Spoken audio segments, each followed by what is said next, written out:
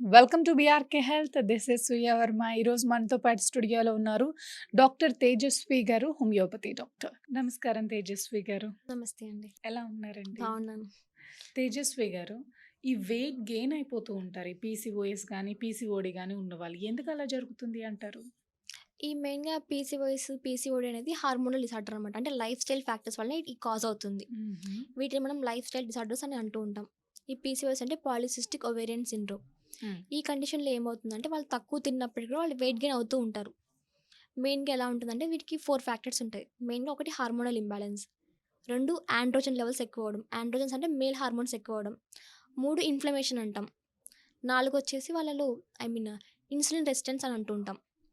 మెయిన్‌గా insulin resistance అంటే ఏంటంటే, నార్మల్‌గా మన బాడీలో ఇన్సులిన్ హార్మోన్ ఉంటుంది. ఆ హార్మోన్ అనేటిది మనం తిన్న ఫుడ్‌ని ఎనర్జీగా కన్వర్ట్ చేస్తూ ఉంటుంది. అంటే మన సెల్స్ ఆ ఫుడ్‌ని మనం తీసుకున్న ఫుడ్‌ని యూజ్ చేసుకునేలాగా కన్వర్ట్ చేస్తుంది ఇన్సులిన్ అనే హార్మోన్. ఎప్పుడైతే ఈ పీసీఓఎస్ కండిషన్స్‌లో ఏముంటుందంటే, ఇన్సులిన్ రెసిస్టెన్స్ అనేది స్టార్ట్ అవుతుంది. రెసిస్టెన్స్ అంటే మన బాడీ ఇన్సులిన్ అపోజ్ చేస్తుంది. నాకు ఈ ఇన్సులిన్ వద్దని అపోజ్ చేస్తుంది.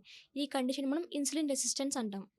ఇలాంటి వాళ్ళలో ఎలా ఉంటుందంటే పీసీఓఎస్ ఉన్న వాళ్ళు మెయిన్‌గా మన బాడీ ఇన్సులిన్‌కి చెప్పిన మాట వినకపోవడం వల్ల మనం తిన్న ఫుడ్ మొత్తం మన బాడీ సెల్స్ యుటిలైజ్ చేసుకోలేదు.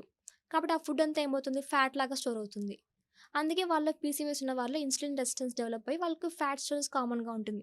మెయిన్‌గా అరౌండ్ ద అబ్డామెన్ బెల్లీ చుట్టూ పొట్ట పేరు ఐ మీన్ కొవ్వు పేరుకుపోవడం అని కామన్‌గా అంటూ ఉంటారు పీసీఓఎస్ ఉన్న వాళ్ళు. కాబట్టి ఇన్సులిన్ రెసిస్టెన్స్ వల్లనే ఈ మెయిన్‌గా ఈ పొట్ట చుట్టూ కొవ్వు పేరుకుపోవడం అని ఉంటుంది వాళ్ళలో. కాబట్టి ఇన్సులిన్ రెసిస్టెన్స్ ఒక కాజ్ దానికి. ఈ వెయిట్ గెయినింగ్ అవ్వడానికి పీసీఓఎస్ ఉన్న వాళ్ళు. Next hormonal imbalance. ఈ పీసీఓఎస్ కండిషన్స్‌లో ఈస్ట్రోజన్, ప్రొజెస్టెరాన్ హార్మోన్స్ కామన్‌గా ఉంటాయి మహిళల్లో చాలామంది. ఈ మహిళల్లో కామన్‌గా ఉన్నప్పుడు ఈ హార్మోన్స్ ఏదైనా ఎక్కువ అవ్వడం గానీ, తక్కువ అవ్వడం గానీ ఉన్నాయనుకోండి, అలాంటి కండిషన్స్‌లో ఏమవుతుంది, మన బాడీ అనేది ప్రాపర్‌గా ఫంక్షనింగ్ అవ్వదనమాట. ఈస్ట్రోజన్ అనే హార్మోన్ మన బాడీని బ్యాలెన్స్డ్‌గా మెయింటైన్ చేస్తుంది. ప్రాపర్ స్ట్రక్చర్ గానీ, పోస్చర్ కానీ ఏదైనా ఉంటుందా మహిళల్లో, అదంతా మొత్తం ఈస్ట్రోజన్ హార్మోన్ ఒక పననమాట. ఈ హార్మోన్స్ ఇంబాలెన్స్ అవ్వడం వల్ల దాంట్లో డిఫరెన్స్ జరగడం జరుగుతుంది. అంటే వెయిట్ గెయిన్ అవ్వడం గానీ, కొంతమందిలో ఎక్సెసివ్‌గా హెయిర్ లాస్ అవ్వడం గాని, అంటే కామన్‌గా ఉంటాయి వీటిలో. ఇది సెకండ్ హార్మోనల్ ఇంబాలెన్స్ గురించి. నెక్స్ట్ ఆండ్రోజన్ లెవెల్స్ అంటాం. ఆండ్రోజన్ హార్మోన్స్ అంటే మేల్ హార్మోన్స్. మనం పుట్టినప్పుడే మన బాడీలో మేల్, ఫీమేల్ హార్మోన్స్ కామన్ బ్యాలెన్స్‌డ్‌గా ఉంటాయి. మహిళల్లో ఫీమేల్ హార్మోన్స్ ఎక్కువగా ఉంటాయి. మేల్ హార్మోన్స్ పడిపోతూ ఉంటాయి. తగ్గినట్టుంటాయి. కాబట్టి వాళ్ళ ఫీమేల్ క్యారెక్టర్ డామినెన్స్‌గా ఉంటుంది. అదే పురుషుల్లో కూడా same male hormone, female hormones 2 ఉంటాయి. కానీ వాళ్ళ మేల్ హార్మోన్స్ డామినెంట్ క్యారెక్టర్‌గా ఉంటాయి. అంటే ఎక్కువగా ఉంటాయి కాబట్టి వాళ్ళకి మేల్ క్యారెక్టర్స్ ఉంటాయి వాళ్ళకి. కానీ పీసీఓఎస్ ఉన్న వాళ్ళలో ఈ ఫ్లక్చుయేషన్ జరు డఫ్ డిఫరె కానీ పీసీఓఎస్ ఉన్న వాళ్ళలో ఈ ఫ్లక్చుయేషన్ జరుగుతుందనమాట. అంటే ఉన్న మేల్ హార్మోన్స్ పెరుగుతూ ఉండడం, ఫీమేల్ హార్మోన్స్ తగ్గిపోతూ ఉండడం జరుగుతుంది. కాబట్టి వాళ్ళు మేల్స్‌కి ఎలా ఉంటుంది ఎక్కువగా మజిల్ గెయిన్ కెపాసిటీ ఉంటుంది వాళ్ళలో. ఒబేసిటీ రావడం గానీ, మెటబాలిజం స్లో అవ్వడం గానీ జరుగుతూ ఉంటుంది. కాబట్టి ఇలా మేల్ హార్మోన్స్ ఎక్కువవ్వడంలో కూడా పీసీఓఎస్ ఉన్న వాళ్ళలో కొవ్వు అనేది పెరిగిపోతూ ఉంటుంది మెయిన్‌గా. ఈ కొవ్వు గూడా ఎలా ఉంటదంటే థైస్ దగ్గర, బటక్స్ దగ్గర, ఇంకా పొట్ట చుట్టూ పెరిగిపోతూ ఉంటుంది ఈ కొవ్వు గూడా. ఇదొక రీజన్. నెక్స్ట్ మెయిన్‌గా ఇప్పుడు ఇన్సులిన్ రెసిస్టెన్స్ అయిపోయింది. Hormonal imbalance, male hormones, next inflammation. Inflammation అంటే ఒక ఇరిటేషన్ అనమాట మన బాడీలో. మనకేదైనా దెబ్బ తగిలిందనుకోండి, ఆ గాయం చుట్టూ ఏమవుతుంది స్వెల్లింగ్ రావడం గానీ, పెయిన్ రావడం గానీ కామన్‌గా ఉంటుంది. అంటే మన బాడీ ఏమిస్తుంది, దానికి తట్టుకునే శక్తి మన బాడీ క్రియేట్ చేసుకుంటుంది. కాబట్టి సేమ్ అలాగే ఇన్‌ఫ్లమేషన్ అంటే మనకు తెలియకుండా మన బాడీలో ఒకటి జరుగుతుందనమాట. ఒక ఫైట్ లాంటిది జరుగుతూ ఉంటుంది. ఆ ఇన్‌ఫ్లమేషన్ వల్ల మన గర్భాశయం గానీ, ఇతర హార్మోన్స్ కానీ, మన బాడీ సెల్స్ కానీ ఇవన్నీ మొత్తం ఇరిటేషన్‌గా ఫీల్ అవుతూ ఉంటాయి. ఇలా ఇరిటేషన్‌గా ఫీల్ అవ్వడం వల్ల వాటర్‌ని ఎక్కువ అక్యుములేట్ చేసుకుంటూ ఉంటాయి. దీన్ని మనం వాటర్ రిటెన్షన్ అంటాం. కాబట్టి వాళ్ళలో ఎక్కువ వాటర్ పేరుకుపోయి ఫ్యాట్‌తో పాటు వాటర్ కూడా స్టోర్ అవ్వడం వల్ల వాళ్ళు బల్కీగా కనిపిస్తూ ఉంటారు. అంటే లావుగా కనిపిస్తూ ఉంటారు పీసీఓఎస్ ఉన్న వాళ్ళు. ఇది ఇన్‌ఫ్లమేషన్ క్యారెక్టర్ అనమాట. కాబట్టి ఈ 4 కారణాల వల్ల పీసీఓఎస్ ఉన్న వాళ్ళలో ఎక్కువ వెయిట్ గెయిన్ అనేది కామన్‌గా ఉంటుంది. ఆ! అంటే ఇప్పుడు ఈ పీసీఓఎస్ వచ్చిన తర్వాత ఎటువంటి డైట్ మెయింటైన్ చేయాలంటారు? అసలు పీసీఓఎస్ వచ్చిన తర్వాత కన్నా కూడా రాకముందే డైట్ ఇంపార్టెంట్ అనమాట. అసలు హ్మ్. వచ్చిన తర్వాత కన్నా కూడా రాకముందు మనం డైట్‌గా ఫాలో అయినట్టయితే అసలు కండిషనే రాదు కదా! హ్మ్. సరే ఇప్పుడు వచ్చిన వాళ్ళు తీసుకున్నారనుకోండి. వాళ్ళు మెయిన్‌గా ఎందుకొస్తుంది వాళ్ళకి పీసీఓఎస్ అనేది? వాళ్ళు మెయిన్‌గా వాళ్ళ డైట్ ఫ్యాక్టర్ సరిగ్గా లేకపోవడం వల్ల, ప్రాపర్‌గా టైంకి ఫుడ్ తీసుకోకపోవడం వల్ల, తీసుకున్న ఫుడ్ కూడా హెల్తీగా డైట్ తీసుకోకపోవడం వల్ల, ఇలాంటి వల్ల పీసీఓఎస్ వస్తుంది.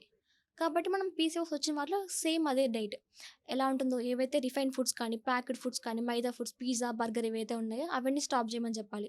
ఔట్ సైడ్ ఫుడ్ ఏదైతే ఉందో అదంతా స్టాప్ చేస్తూ ఉండాలి. ఇలా స్టాప్ చేయడం వల్ల హార్మోన్స్ అనేవి సెటరేట్ అయిపోతూ ఉంటాయి. అంటే కరెక్ట్‌గా నార్మల్ లెవెల్స్‌లో బ్యాలెన్స్ అవుతూ ఉంటాయి. నెక్స్ట్ వాళ్ళకి ప్రాపర్ స్లీప్ ప్యాటర్న్ మెయింటైన్ చేస్తూ ఉండని చెప్పాలి. ప్రాపర్ టైంకి నిద్రపోవడం, ప్రాపర్ టైంకి వేకప్ అవ్వడం జరుగుతూ ఉండాలి. నెక్స్ట్ ఇంకొకటి స్ట్రెస్ ఏమైనా ఉన్నాయనుకోండి, స్ట్రెస్ ఫ్యాక్టర్ వల్ల కూడా హార్మోన్ ఇంబాలెన్స్ ఎక్కువ అవుతూ ఉంటుంది. ఈ స్ట్రెస్ వల్ల కూడా ఈ హార్మోనల్ ఇంబాలెన్స్ ఏదైతే ఉంటుందో, మేల్ హార్మోన్స్ ఎక్కువ అవ్వడం ఇలాంటి పాసిబిలిటీ ఉంటుంది కాబట్టి ఈ స్ట్రెస్ ఫ్యాక్టర్స్ కూడా తగ్గించుకుంటూ ఉండాలి. దానికోసం వాళ్ళు వాకింగ్ చేయడం గానీ, యోగా చేయడం గానీ, లేదంటే బ్రీతింగ్ ఎక్సర్సైజ్ అంటాం. Breathing in, breathe out, breathe in, breathe out అని చేస్తూ ఉండాలి. ఇలా చేస్తుండడం వల్ల వాళ్ళకి స్ట్రెస్ ఫ్రీగా అనిపిస్తుంటుంది. కొంతమంది కొన్ని హాబీస్ ఉంటాయి వాళ్ళకి. ఏవైతే స్ట్రెస్ ఫ్రీగా అనిపిస్తుందో అలాంటివి ప్రాక్టీస్ చేస్తూ ఉండాలి. దాంతో పాటు రెగ్యులర్‌గా ఎక్సర్సైజ్ చేస్తూ ఉండాలి. ఫిజికల్ యాక్టివిటీ మెయిన్ పీసీఓఎస్ కండిషన్‌లో. మనం ఎంత వర్కౌట్స్ చేస్తామో అంత యాక్టివ్‌గా, హెల్తీగా ఉంటాం. ఇలాంటివన్నీ ప్రాక్టీస్ చేస్తుండడం వల్ల మనం పీసీఓఎస్‌ని ఇంకా సివియర్‌గా ఫామ్‌లో కాకుండా చూసుకోవచ్చు. ఈ పీసీఓఎస్ ఉన్న వాళ్ళు చాలామంది చెప్తూనే ఉంటారు. డాక్టర్ నేను ఫుడ్ తక్కువే తీసుకుంటాను కానీ వెయిట్ గెయిన్ అయిపోతూనే ఉన్నాను అసలు. ఎంత తక్కువ తీసుకున్నా కూడా వెయిట్ గెయిన్ అవుతున్నాను. ఏం చేయాలో నాకు తెలియట్లేదని చాలామంది చెప్తూనే ఉంటారు. అసలు మెయిన్‌గా ప్రాబ్లమ్ ఇంటర్నల్‌గా ఉంది. నువ్వు డైట్‌తో ఎంత తీసుకున్నా కూడా అసలు చేయలేం కదా! హ్మ్. అసలు ఆ హార్మోన్ ఇంబాలెన్స్ అవ్వడానికి కానీ, ఈ ఇన్సులిన్ రెసిస్టెన్స్ రావడానికి కానీ మెయిన్ కారణం ఏంటిది? ఎక్సెస్‌గా షుగర్ థింగ్స్ తీసుకోవడం గానీ, ఏవైతే ఈ డైట్ ఫాలో అవుతామో అదంతా ఫ్యాక్టర్స్ అనమాట వీటికి. కాబట్టి మనం వీటిని కంట్రోల్ చేసుకుంటే వాటిని మనం కంట్రోల్ చేసినట్టే. కాబట్టి డైట్‌తో మెయిన్‌గా కంట్రోల్ చేసుకోవడం వల్ల మనం ఈ వెయిట్ గెయినింగ్ మనం కంట్రోల్ చేసుకోవచ్చు మెయిన్‌గా. అంటే ఇంటర్నల్‌గా ఎలా క్యూర్ చేసుకోవచ్చు హోమియోపతి ద్వారా?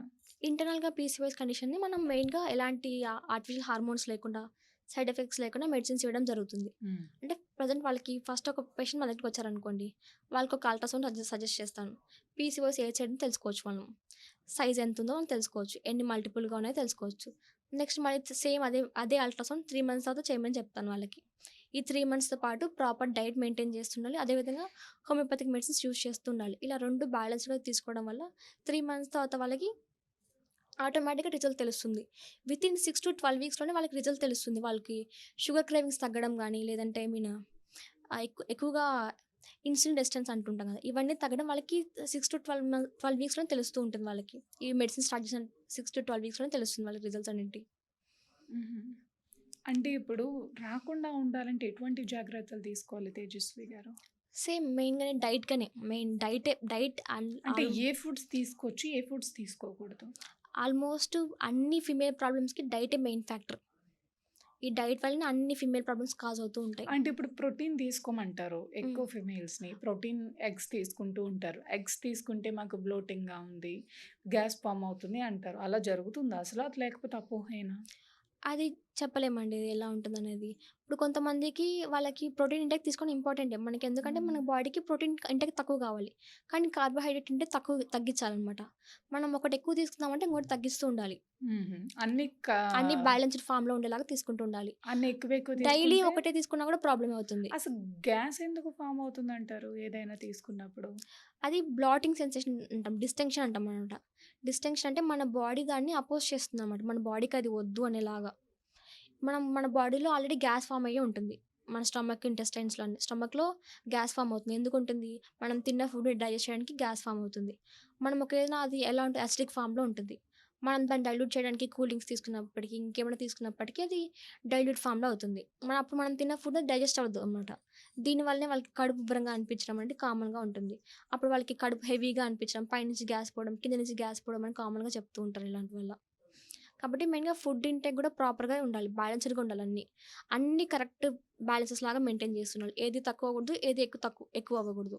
థాంక్ యూ తేజస్వి గారు. థాంక్ నమస్తే. యూ.